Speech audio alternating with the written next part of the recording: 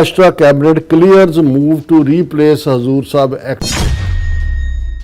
ਹੁਣ ਨਵਾਂ ਐਕਟ ਲੈ ਕੇ ਆ ਰਹੇ ਨੇ, ਆਲਰੇਡੀ ਕੈਬਨਿਟ ਨੇ ਕਲੀਅਰ ਕਰਤਾ। ਕੋਈ ਸਿੱਖਾਂ ਦੇ ਨਾਲ ਡਿਸਕਸ਼ਨ ਨਹੀਂ, ਕੋਈ ਹਜ਼ੂਰ ਸਾਹਿਬ ਕਮੇਟੀ ਨਾਲ ਡਿਸਕਸ਼ਨ ਨਹੀਂ, ਕੋਈ ਸ਼੍ਰੋਮਣੀ ਕਮੇਟੀ ਨਾਲ ਡਿਸਕਸ਼ਨ ਨਹੀਂ। ਔਰ ਜੇ ਇੱਕ ਵਾਰੀ ਅਪਰੂਵ ਹੋ ਗਿਆ, ਕਾਨੂੰਨ ਬਣ ਗਿਆ, ਤੇ ਫਿਰ ਜਿਹੜਾ ਕੰਟਰੋਲ ਹੈ ਉਹ ਗਵਰਨਮੈਂਟ ਦੇ ਕੋਲ ਹੋਏਗਾ, ਐਡਮਿਨਿਸਟ੍ਰੇਸ਼ਨ ਦਾ, ਇਲੈਕਸ਼ਨਸ ਦਾ, ਬਾਈ ਲਾਜ਼ ਦਾ। ਇੱਕ ਗੱਲ ਜ਼ਾਹਰ ਹੈ ਕਿ ਇਹ ਹਿੰਦੂਤਵਾ ਦਾ ਜਿਹੜਾ ਦੈਂਤ ਹੈ, ਸ਼ੈਤਾਨ ਹੈ, ਇਹ ਸਿੱਖਾਂ ਨੂੰ lock stock and barrel destroy ਕਰਨਾ ਚਾਹੁੰਦਾ। ਇਸ ਬਦਲਦੀ ਦੁਨੀਆ ਵਿੱਚ ਤੁਸੀਂ ਪਿੱਛੇ ਨਾ ਰਹਿ ਜਾਓ। ਹਰ ਘਟਨਾ ਜੋ ਤੁਹਾਡੀ ਜ਼ਿੰਦਗੀ ਤੇ ਅਸਰ ਪਾ ਰਹੀ ਹੈ, ਅਸੀਂ ਉਸ ਬਾਰੇ ਦਵਾਂਗੇ ਤੁਹਾਨੂੰ ਸਟੀਕ ਤੇ ਸਹੀ ਜਾਣਕਾਰੀ। ਤੁਹਾਡਾ ਆਪਣਾ ਹੱਕ ਸੱਚ ਦੀ ਆਵਾਜ਼ TV 84। TV 84 ਦੇ ਨਾਲ ਜੁੜਨ ਲਈ ਆਪਣਾ ਫੋਨ ਚੁੱਕੋ ਤੇ ਐਪ ਸਟੋਰ ਵਿੱਚ ਜਾ ਕੇ ਡਾਊਨਲੋਡ ਕਰੋ TV 84 ਦੀ ਨਵੀਂ ਐਪ। ਇਸ ਐਪ ਤੇ ਤੁਸੀਂ ਦੇਖ ਸਕਦੇ ਹੋ 24 ਘੰਟੇ TV 84 ਦਾ ਲਾਈਵ ਚੈਨਲ ਅਤੇ ਨਾਲ ਹੀ ਪੰਜ ਪੰਜਾਬ ਅਤੇ ਦੁਨੀਆ ਭਰ ਦੀਆਂ ਅਹਿਮ ਖਬਰਾਂ। ਫਿਰ ਦੇਰ ਕਿਸ ਗੱਲ ਦੀ, ਹੁਣੇ ਡਾਊਨਲੋਡ ਕਰੋ TV 84 ਦੀ ਨਵੀਂ ਐਪ।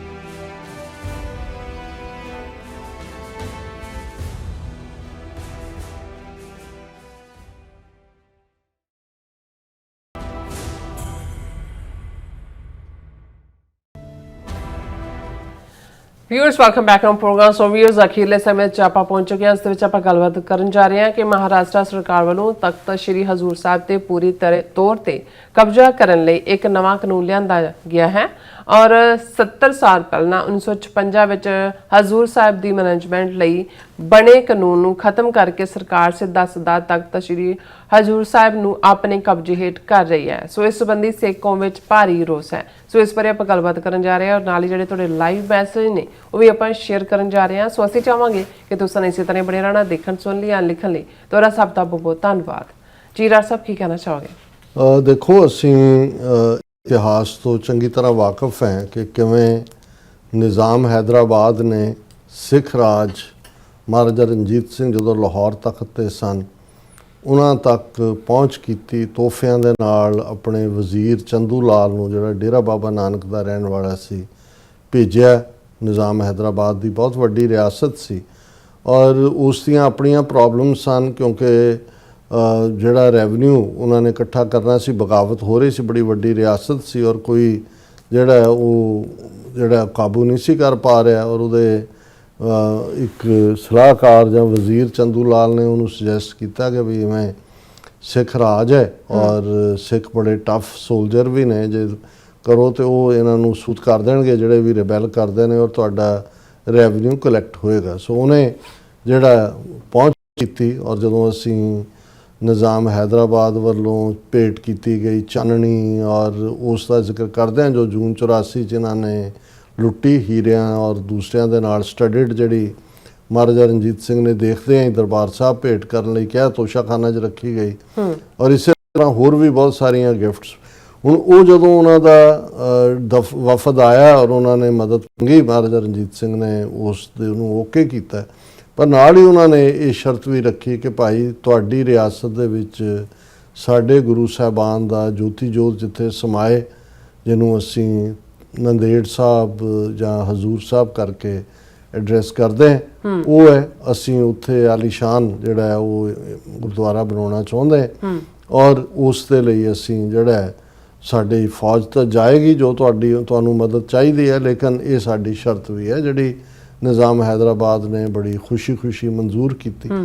ਔਰ ਉਸ ਦਾ ਹੀ ਨਤੀਜਾ ਸੀ ਕਿ ਵੀ ਸਿੱਖ ਫੌਜ ਦੀਆਂ ਟੁਕੜੀਆਂ ਕਿੰਨੀ ਗਈ ਉਹ ਇੱਕ ਬਾਅਦ ਦੀ ਗੱਲ ਹੈ। ਉਹਨਾਂ ਨੇ ਉੱਥੇ ਪੂਰਾ ਜਿਹੜਾ ਉਹ ਲਾਅ ਐਂਡ ਆਰਡਰ ਤਾਂ ਸਥਾਪਿਤ ਕੀਤਾ ਹੀ, ਉਹਦਾ ਖਜ਼ਾਨੇ ਭਰ ਦਿੱਤੇ ਜਿਹੜੇ ਪਿਛਲੇ ਵੀ ਪੈਂਡਿੰਗ ਸੀ ਸਾਰੇ। ਬਾਅਦ ਦੇ ਵਿੱਚ ਬਹੁਤ ਸਾਰੇ ਜਦੋਂ ਸਿੱਖ ਰਾਜ ਚਲਾ ਵੀ ਗਿਆ, ਜੇ ਉਹਨਾਂ ਨੇ ਉੱਥੋਂ ਵਾਪਸ ਵੀ ਪਿੰਡ ਆਉਣਾ ਚਾਹਿਆ, ਉਹਨਾਂ ਦੀ ਤਨਖਾਹ ਲਾਹੌਰ ਦੇ ਖਜ਼ਾਨੇ 'ਚੋਂ ਜਾਂਦੀ ਸੀ, ਲੇਕਿਨ ਨਿਜ਼ਾਮ ਹੈਦਰਾਬਾਦ ਨੇ ਉਹਨਾਂ ਨੂੰ ਜਾਣ ਨਹੀਂ ਦਿੱਤਾ। ਉਹਨਾਂ 'ਚੋਂ ਕੁਛ ਨੇ ਬਾਅਦ ਦੇ ਵਿੱਚ ਲੋਕਲ ਜਿਹੜੀਆਂ ਦੱਖਣੀ ਔਰਤਾਂ ਸੀ ਉਹਨਾਂ ਦੇ ਨਾਲ ਵਿਆਹ ਕੀਤੇ, ਜਿਹੜੇ ਕੋਈ ਨੌਜਵਾਨ ਹੋਣਗੇ ਉਦੋਂ ਯੰਗ। ਔਰ ਅੱਜ ਵਾਂਗ ਨਹੀਂ ਸੀ ਵੀ ਤੁਸੀਂ 400 ਮੀਲ ਜਿਹੜਾ ਉਹ 4 ਘੰਟੇ 'ਚ ਪਹੁੰਚ, ਜਿਹੜਾ ਫਲਾਈ ਕਰਕੇ ਚਲੇ ਗਏ ਜਾਂ ਬਾਈ ਟ੍ਰੇਨ ਚਲੇ ਗਏ। ਉਦੋਂ ਤਾਂ ਦੱਖਣ ਦੀ ਵਾਲੀ ਗੱਲ ਸੀ, ਕੋਈ ਪਹੁੰਚ ਪਾਉਂਦਾ ਸੀ। ਔਰ ਉਹਨਾਂ ਨੂੰ ਦੱਖਣੀ ਸਿੱਖ ਕਿਹਾ ਜਾਂਦਾ ਔਰ ਰਹਿਤ ਬੈਚ ਪੱਕੇ। ਔਰ ਫਿਰ ਨਿਜ਼ਾਮ ਹੈਦਰਾਬਾਦ ਨੇ ਕਿਉਂਕਿ ਅੰਗਰੇਜ਼ਾਂ ਦੇ ਨਾਲ ਵੀ ਸਮਝੌਤਾ ਕਰ ਲਿਆ ਸੀ ਤੇ ਉਹਦੀ ਰਿਆਸਤ 1948 ਤੱਕ ਰਹੀ। ਜਿਸ ਦਿਨ ਕਾਇਦੇ ਆਜ਼ਮ ਮੁਹੰਮਦ ਅਲੀ ਜਿਨ੍ਹਾਂ ਦੀ ਮੌਤ ਹੋਈ, ਉਸ ਤੋਂ ਅਗਲੇ ਦਿਨ ਇੰਡੀਅਨ ਸਟੇਟ ਨੇ ਹੈਦਰਾਬਾਦ ਦੇ ਉੱਤੇ ਅਟੈਕ, ਬਹੁਤ ਵੱਡੀ ਰਿਆਸਤ ਸੀ ਹੈਦਰਾਬਾਦ ਦੀ, 1 ਲੱਖ ਸਕੁਅਰ ਮਾਈਲ ਤੋਂ ਜ਼ਿਆਦਾ। ਅੱਜ ਬਹੁਤ ਸਾਰਾ ਹਿੱਸਾ ਜਿਹੜਾ ਆਂਧਰਾ ਦਾ ਹੈ, ਕਰਨਾਟਕਾ ਦਾ ਹੈ, ਮਹਾਰਾਸ਼ਟਰਾ ਦਾ ਹੈ, ਤੇਲੰਗਾਨਾ ਦਾ ਹੈ, ਉਹ ਹੈਦਰਾਬਾਦ ਦਾ ਹਿੱਸਾ ਸੀ। ਲੇਕਿਨ 48 ਤੱਕ ਵੀ ਜਿਹੜਾ ਨਿਜ਼ਾਮ ਹੈਦਰਾਬਾਦ ਨੇ ਜਿਹੜੇ ਸਿੱਖ ਸਿਕਿਉਰਿਟੀ ਔਰ ਦੂਸਰੀ ਰੱਖੀ, ਇਹ ਇੱਕ ਬੈਕਗਰਾਉਂਡ ਦੇ ਤੌਰ ਦੇ ਉੱਤੇ ਉਹਨੂੰ ਡਿਵੈਲਪ ਕੀਤਾ। ਪਰ ਫਿਰ ਵੀ ਇਹਦੇ ਬਾਵਜੂਦ ਕਿ ਉਹ ਜਿਹੜਾ ਓਰੀਜਨਲ ਇਮਾਰਤ ਉੱਥੇ ਬਣੀ ਜਾਂ ਦੂਜੀ, ਲੇਕਿਨ ਕਿਉਂਕਿ ਇੱਕ ਚਾਹਨਾ ਹੀ ਹੁੰਦੀ ਸੀ, ਅਸੀਂ ਆਪਣੇ ਬਚਪਨ 'ਚ ਸੁਣਦੇ ਰਹੇ ਕਿ ਭਾਈ ਹਰ ਸਿੱਖ ਇੱਕ ਵਾਰ ਜ਼ਰੂਰ ਹਜ਼ੂਰ ਸਾਹਿਬ ਦੇ ਦਰਸ਼ਨ ਕਰੇ ਆਪਣੇ ਜੀਵਨ 'ਚ, ਕਿਉਂਕਿ ਉੱਥੇ ਪਹੁੰਚਣਾ ਹੀ ਆਲਮੋਸਟ ਜਿਹੜਾ ਉਹ ਬਹੁਤ ਡਿਫਿਕਲਟ ਔਰ ਬੜਾ ਔਖਾ ਪਾਰਟ ਸੀ। ਅੱਛਾ। ਲੇਕਿਨ ਜਿਉਂ-ਜਿਉਂ ਹਾਲਾਤ ਬਦਲੇ ਜੂਨ 84 ਤੋਂ ਬਾਅਦ, ਤਾਂ ਅਸੀਂ ਦੇਖਦੇ ਹਾਂ ਕਿ ਭਾਈ ਹਰ ਥਾਂ ਹੀ ਇੱਕ ਸਿੱਖੀ ਦੇ ਵਿੱਚ ਇੱਕ ਵਾਧਾ ਹੋਇਆ। ਇਤਿਹਾਸਕ ਗੁਰਦੁਆਰੇ ਵੀ, ਕਾਰ ਸੇਵਾ ਵਾਲੇ ਬਾਬਿਆਂ ਨੇ ਵੀ ਆਪਣਾ ਕੰਮ ਕੀਤਾ, ਕਿਤੇ ਪੋਜ਼ਿਟਿਵ ਕਿਤੇ ਅਦਰਵਾਈਜ਼। ਔਰ ਹੌਲੀ ਅੱਜ ਔਰ ਖ਼ਾਸ ਤੌਰ ਤੇ ਜਦੋਂ ਗੁਰੂ ਕਲਗੀਧਰ ਪਾਤਸ਼ਾਹ ਦਾ 300 ਸਾਲਾ ਜੋਤੀ ਜੋਤ ਖਾਲਸਾ ਸਾਜਨਾ ਇਹ ਡਿਵੈਲਪ ਹੁੰਦਾ ਚਲਾ ਗਿਆ। ਅੱਜ ਤਖਤ ਸ੍ਰੀ ਹਜ਼ੂਰ ਸਾਹਿਬ ਬਹੁਤ ਵੱਡਾ ਮੁਕਾਮ, ਬਾਹਰਲੇ ਸਿੱਖ ਡਾਇਸਪੋਰਾ 'ਚ ਗਏ, ਉੱਥੇ ਉਹਨਾਂ ਨੇ ਜਿਹੜੇ ਨੇ ਇੰਗਲੈਂਡ ਦੇ ਸਿੱਖਾਂ ਨੇ, ਅਮਰੀਕਾ ਦੇ ਆਪਣੀਆਂ ਅੱਡ ਸਰਾਵਾਂ ਬਣਾਈਆਂ ਹੋਈਆਂ, ਬਹੁਤ ਵੱਡੇ ਲੈਵਲ ਦੇ ਉੱਤੇ ਜਿਹੜਾ ਉਹ ਹਜ਼ੂਰ ਸਾਹਿਬ ਇੱਕ ਲੈਂਡਸਕੇਪ ਇੰਟਰਨੈਸ਼ਨਲ ਦੇ ਉੱਤੇ ਆਇਆ, ਆਮਦਨ ਦੇ ਲਿਹਾਜ਼ ਨਾਲ ਵੀ। ਹੁਣ ਜਦੋਂ ਕਿ ਅਜੇ 47 ਤੋਂ ਬਾਅਦ ਡਿਵੈਲਪਮੈਂਟ ਵੱਲ ਗੱਲ ਤੁਰੀ ਸੀ, 70 ਸਾਲ ਪਹਿਲਾਂ 1956 ਦੇ ਵਿੱਚ ਜਿਹੜਾ ਇਹ ਹਜ਼ੂਰ ਸਾਹਿਬ ਗੁਰਦੁਆਰਾ ਐਕਟ ਬਣਿਆ, ਜਿਸ ਵਿੱਚ ਜ਼ਾਹਰ ਹੈ ਕਿ ਵੀ ਉਹਦੇ ਲੋਕਲ ਸਿੱਖ ਪਾਪੂਲੇਸ਼ਨ ਬਹੁਤ ਜ਼ਿਆਦਾ ਨਹੀਂ ਸੀ, ਦੱਖਣੀ ਸਿੱਖ ਸੀ, ਉਹਨਾਂ ਦੀ ਨੁਮਾਇੰਦਗੀ ਸੀ। ਔਰ ਇਹ ਜਿਹੜੀ ਮਹਾਰਾਸ਼ਟਰ ਗਵਰਨਮੈਂਟ ਨੇ ਜਿਹੜੀ ਹੈ ਉਸ ਪੀਰੀਅਡ ਦੇ ਵਿੱਚ ਜਿਹੜੀਆਂ ਅੱਡ ਸਿੱਖ ਜਥੇਬੰਦੀਆਂ ਨੇ, ਉਹਨਾਂ ਦੇ ਨੁਮਾਇੰਦੇ ਵੀ ਮੈਨੇਜਮੈਂਟ ਦਾ ਹਿੱਸਾ ਹੁੰਦੇ ਸੀ। ਜਿਵੇਂ ਸ਼੍ਰੋਮਣੀ ਗੁਰਦੁਆਰਾ ਪ੍ਰਬੰਧਕ ਕਮੇਟੀ ਦੇ 4 ਮੈਂਬਰ ਸੀ, ਉਹਨਾਂ ਦੀ ਜਿਹੜਾ ਵੀ ਬੋਰਡ 17 ਮੈਂਬਰਾਂ ਦਾ ਸੀ। ਚੀਫ ਖਾਲਸਾ ਦੀਵਾਨ ਦੇ ਮੈਂਬਰ ਸੀ, ਹਜ਼ੂਰੀ ਸੱਚਖੰਡ ਦੀਵਾਨ ਦੇ ਸੀ, 2 ਸਿੱਖ MP ਹੁੰਦੇ ਸੀ ਮੈਂਬਰ ਉਹਦੇ, ਔਰ ਦਿੱਲੀ ਕਮੇਟੀ ਦੇ ਨੁਮਾਇੰਦੇ ਹੁੰਦੇ ਸੀ। ਮਤਲਬ ਇਹ ਸੀ ਕਿ ਇਨ ਪ੍ਰਿੰਸੀਪਲ ਉਹਨਾਂ ਨੇ ਮੰਨਿਆ ਸੀ ਕਿ ਭਾਈ ਇਹ ਜਿਹੜਾ ਤਖਤ ਸ੍ਰੀ ਹਜ਼ੂਰ ਸਾਹਿਬ ਹੈ, ਇਹ ਸਿੱਖਾਂ ਦੀ, ਕਿਉਂਕਿ ਲੋਕਲ ਤਾਂ ਪਾਪੂਲੇਸ਼ਨ ਵੀ ਨਹੀਂ ਸੀ ਔਰ ਇਹ ਵੀ ਨਹੀਂ ਹੈ ਵੀ ਉਹ ਕੋਈ ਲੋਕਲ ਉਹਨਾਂ ਦੇ ਕੰਟਰੋਲ 'ਚ, ਵੀ ਇਹ ਗੁਰੂ ਕਲਗੀਧਰ ਪਾਤਸ਼ਾਹ ਦਾ ਸਥਾਨ ਹੈ, ਇਹ ਸਿੱਖਾਂ ਦੀ ਜਿਹੜੀਆਂ ਅੱਡ ਜਥੇਬੰਦ ਉਹਨਾਂ ਦੀ ਵੀ ਨੁਮਾਇੰਦਾ। ਔਰ ਹੁਣ ਤਾਂ ਬਹੁਤ ਡਿਵੈਲਪਮੈਂਟ ਹੋਈ।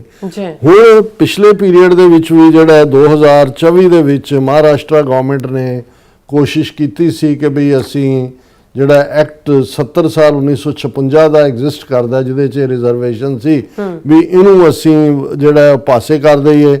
ਜਿਹੜੇ 12 ਮੈਂਬਰ 17 ਚੋਂ ਮਹਾਰਾਸ਼ਟਰ ਗਵਰਨਮੈਂਟ ਨੋਮੀਨੇਟ ਕਰੇ ਔਰ ਸ਼੍ਰੋਮਣੀ ਕਮੇਟੀ ਦੇ ਮੈਂਬਰ 4 ਤੋਂ ਘਟਾ ਕੇ 2 ਕਰ ਦਈਏ, ਔਰ ਚੀਫ ਖਾਲਸਾ ਦੀਵਾਨ ਔਰ ਹਜ਼ੂਰ ਸੱਚਖੰਡ ਦੀਵਾਨ ਤੇ ਜਿਹੜੇ ਸਿੱਖ MP ਨੇ ਉਹਨਾਂ ਨੂੰ ਖਤਮ ਕਰ ਦਿਓ, ਉਹਨਾਂ ਨੂੰ ਜਿਹੜਾ ਉਹ ਬਰਖਾਸਤ ਕਰੋ, ਉਹਨਾਂ 'ਚੋਂ ਕੋਈ ਲਿਆ ਹੀ ਨਾ ਜਾਏ। ਪਰ ਕਿਉਂਕਿ ਉਦੋਂ ਕਾਫੀ ਰੌਲਾ ਪਿਆ ਔਰ ਫਿਰ ਸਰਕਾਰ ਨੇ ਜਿਹੜੀਆਂ ਅਮੈਂਡਮੈਂਟਸ ਉਹ ਕਰਨਾ ਚਾਹੁੰਦੇ ਸੀ, ਅਮੈਂਡਮੈਂਟਸ ਦੇ ਹਵਾਲੇ ਨਾਲ ਉਸ ਐਕਟ ਦੇ ਵਿੱਚ ਉਹ ਉਹਨਾਂ ਨੂੰ ਵਾਪਸ ਲੈਣੀਆਂ ਪਈਆਂ। ਅੱਛਾ। ਹੁਣ ਹੁਣ ਇਹਨਾਂ ਦੇ ਕੋਲ ਐਬਸੋਲੂਟ ਮੈਜੋਰਿਟੀ ਹੈ, BJP ਦੀ ਸਰਕਾਰ ਹੈ। ਉਦੋਂ ਏਕਨਾਥ ਸ਼ਿੰਦੇ ਚੀਫ ਮਿਨਿਸਟਰ ਸੀ ਔਰ ਇਹ ਜਿਹੜਾ ਦਵਿੰਦਰ ਫੜਨਾਵੀਸ ਹੈ BJP ਦਾ ਹੁਣ ਚੀਫ ਮਿਨਿਸਟਰ, ਇਹ ਡਿਪਟੀ ਸੀ। ਉਦੋਂ ਇੱਕ ਪ੍ਰੈਸ਼ਰ ਚੱਲ ਗਿਆ, ਅੱਛਾ, ਵਾਪਸ ਲੈ ਲਈ ਨੀਅਤ ਹੈ ਇਹਨਾਂ ਦੀ। ਜਿਹੜਾ ਐਗਜ਼ਿਸਟਿੰਗ ਵੀ ਉੱਥੇ ਬੋਰਡ ਸੀ ਪਹਿਲਾਂ ਵੀ, ਉਹਦੇ 'ਚ ਕਿਉਂਕਿ ਨੋਮੀਨੇਸ਼ਨ ਸਰਕਾਰ ਦੀ ਹੁੰਦੀ ਸੀ, ਜਿਵੇਂ ਪਸਰੀਚਾ ਉਹਦੇ 'ਚ ਇੱਕ DGP ਪੁਲਿਸ ਦਾ ਸਾਬਕਾ ਸੀ, ਉਹਨੂੰ ਵਾੜਿਆ ਹੋਇਆ ਸੀ। ਲੇਕਿਨ ਫਿਰ ਵੀ ਕਿਉਂਕਿ SGPC, Delhi committee, chief Khalsa Diwan, Patna Sahib committee, ਉਹਨਾਂ ਦੇ ਕਰਕੇ ਜਿਹੜਾ ਉਹ ਇੱਕ ਬੈਲੈਂਸ ਜਿਹਾ ਬਣਿਆ ਹੋਇਆ ਸੀ। ਹੁਣ ਜਿਹੜੀ ਖਬਰ ਹੈ ਔਰ ਸਾਰੇ ਉਹਨਾਂ ਦੇ ਮੀਡੀਆ ਨੇ ਦਿੱਤੀ ਹੈ, Maharashtra cabinet clears move to replace Hazur Sahib act, Takht fumes. Takht Sachkhand Shri Hazur Sahib Jathedar flag concern over government intervention in its affairs. ਹੁਣ ਉਹ ਨਵਾਂ ਐਕਟ ਲੈ ਕੇ ਆ ਰਹੇ ਨੇ, ਆਲਰੇਡੀ ਕੈਬਨਿਟ ਨੇ ਕਲੀਅਰ ਕਰਤਾ ਹੈ। ਕੋਈ ਸਿੱਖਾਂ ਦੇ ਨਾਲ ਡਿਸਕਸ਼ਨ ਨਹੀਂ, ਕੋਈ ਹਜ਼ੂਰ ਸਾਹਿਬ ਕਮੇਟੀ ਨਾਲ ਡਿਸਕਸ਼ਨ ਨਹੀਂ, ਕੋਈ ਸ਼੍ਰੋਮਣੀ ਕਮੇਟੀ ਨਾਲ ਡਿਸਕਸ਼ਨ ਨਹੀਂ, ਔਰ ਉਹਦੇ ਥੱਲੇ ਜਿਹੜਾ ਉਹ ਸਿੱਧਾ ਉਹਨਾਂ ਨੇ ਬਾਕੀ ਸਭ ਕੁਝ ਉਡਾ ਕੇ ਜਿਹੜਾ ਨਵਾਂ ਐਕਟ ਲਿਆ ਰਹੇ ਨੇ ਕਿ ਇਹ ਉਹਦੇ 'ਚ ਜੋ ਸਾਹਮਣੇ ਆਉਂਦਾ ਹੈ, the Maharashtra government is set to overhaul the management framework और 70 साल पुराना नंदेड़ सिख गुरुद्वारा सचखंड श्री हजूर साहब अबचल नगर साहब एक्ट ਨੂੰ ਖਤਮ ਕਰ ਰਹੇ ਨੇ ਜਿਹੜਾ 1956 ਚ ਬਣਿਆ ਸੀ। ਇਹਦੀ ਥਾਂ ਤੇ ਨਵਾਂ ਕਾਨੂੰਨ ਆ ਰਿਹਾ, ਉਹਨੂੰ ਤਖਤ ਸੱਚਖੰਡ ਸ੍ਰੀ ਹਜ਼ੂਰ ਅਬਚਲ ਨਗਰ ਸਾਹਿਬ ਗੁਰਦੁਆਰਾ ਐਕਟ ਦਾ ਨਾਮ ਦਿੱਤਾ ਜਾਏਗਾ। Marking a structural reset of the legal regime governing the Takht in Nanded. ਔਰ ਇਹ ਇਸ ਵੇਲੇ ਜਿਹੜਾ ਉਹਨਾਂ ਨੇ ਸੈਕਟਰੀ ਜਿਹੜੇ ਨੇ ਤਖਤ ਹਜ਼ੂਰ ਸਾਹਿਬ ਬੋਰਡ ਦੇ ਮਿਸਟਰ ਰਵਿੰਦਰ ਸਿੰਘ ਪੁੰਗਾਈ, ਉਹਨਾਂ ਨੇ ਕਿਹਾ ਕਿ ਵੀ ਮਹਾਰਾਸ਼ਟਰ ਦੀ ਕੈਬਨਿਟ ਨੇ ਇਹਨੂੰ ਅਪਰੂਵ ਕੀਤਾ ਪਰ ਉਹਨਾਂ ਨੇ ਕਿਹਾ ਕਿ ਭਾਈ ਇਹ ਅਜੇ ਤੱਕ ਸਿੱਖਾਂ ਨੂੰ ਨਹੀਂ ਦਿਖਾਇਆ ਗਿਆ, ਨਾ ਤਖਤ ਦੀ ਕਮੇਟੀ ਨੂੰ ਨਾ ਦੂਜੇ ਨੂੰ।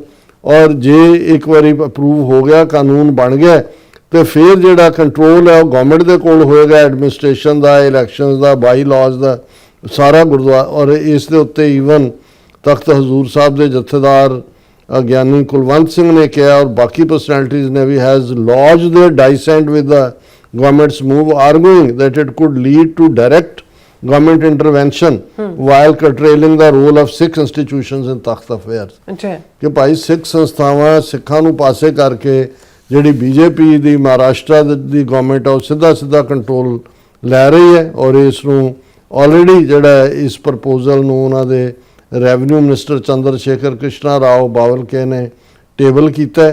ਉਹਨਾਂ ਨੇ ਕਿਹਾ ਕਿ ਜੀ ਇਹ ਜਿਹੜੇ 1956 ਦਾ ਐਕਟ ਸੀ ਉਹਦੇ ਕੁਝ ਪ੍ਰੋਵੀਜ਼ਨ ਆਊਟਡੇਟਡ ਹੋ ਗਏ ਨੇ ਔਰ ਇਹ ਜਿਹੜਾ ਮੈਨੀਫੋਲਡ ਇਨਕਰੀਜ਼ ਹੋ ਗਿਆ, ਹੁਣ ਪਿਲਗ੍ਰਿਮ ਬਹੁਤ ਜ਼ਿਆਦਾ ਆ ਰਹੇ ਨੇ, ਇਸ ਲਈ ਉਹਨਾਂ ਲੌਜਿਸਟਿਕਸ ਨੂੰ ਦੇਖਦਿਆਂ ਹੋਇਆਂ ਅਸੀਂ ਜਿਹੜਾ ਉਹ ਇਸ ਸਾਰੇ ਦੇ ਵਿੱਚ ਨਵਾਂ ਐਕਟ ਲਿਆ ਰਹੇ ਹਾਂ। ਸੋ ਅਸੀਂ ਜਦੋਂ ਇਹ ਰਿਪੀਟਡਲੀ ਕਹਿੰਦੇ ਹਾਂ ਕਿ ਭਾਈ ਉਹਨਾਂ ਨੇ ਆਲਰੇਡੀ ਜਿਹੜੀ ਅਨਐਲਾਨੀਆਂ ਜੰਗ ਸਿੱਖਾਂ ਦੇ ਖਿਲਾਫ 42 ਸਾਲ ਪਹਿਲਾਂ ਜੂਨ 84 ਦੇ ਪਹਿਲੇ ਹਫਤੇ ਜਿਸ ਦਾ ਆਗਾਜ਼ ਕੀਤਾ ਗਿਆ ਉਹ ਬਰਾਬਰ ਜਾਰੀ ਹੈ। ਉਹਨਾਂ ਨੇ ਆਲਰੇਡੀ ਜਿੱਥੇ ਆ ਜੋ ਕੁਛ ਉੱਤਰਾਖੰਡ ਦੇ ਵਿੱਚ ਹੋਇਆ ਸਾਡੇ ਸਾਹਮਣੇ ਇਤਿਹਾਸਕ ਗੁਰਦੁਆਰਿਆਂ ਦੇ ਉੱਤੇ ਕਬਜ਼ਾ, ਗੁਰਦੁਆਰਾ ਗਿਆਨ ਗੋਦੜੀ ਹਰਿਦੁਆਰ ਯੂਪੀ, ਮੰਗੂ ਮੱਠ ਜਗਨਨਾਥਪੁਰੀ ਉੜੀਸਾ, ਮਟਨ ਜੰਮੂ ਕਸ਼ਮੀਰ, ਡਾਂਗਮਾਰ ਸਿੱਕਮ, ਹੁਣ ਹਜ਼ੂਰ ਸਾਹਿਬ ਮਹਾਰਾਸ਼ਟਰ, ਦਿੱਲੀ ਕਮੇਟੀ ਆਲਰੇਡੀ ਇਹਨਾਂ ਦੇ ਕੰਟਰੋਲ 'ਚ ਹੈ ਇਹ ਸਾਰੇ।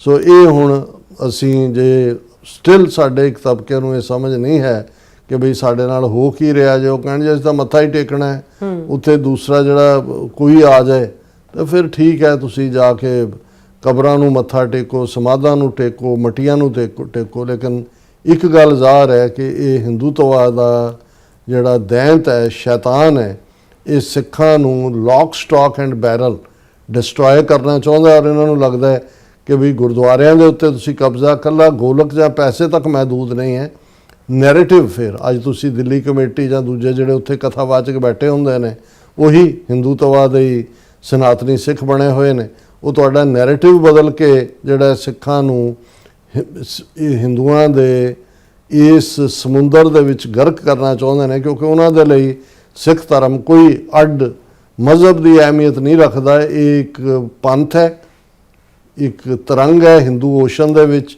ਉਹਦੇ ਚੋਂ ਨਿਕਲਦੀ ਆ, ਉਹਦੇ 'ਚ ਹੀ ਸਮਾ ਜਾਏਗੀ।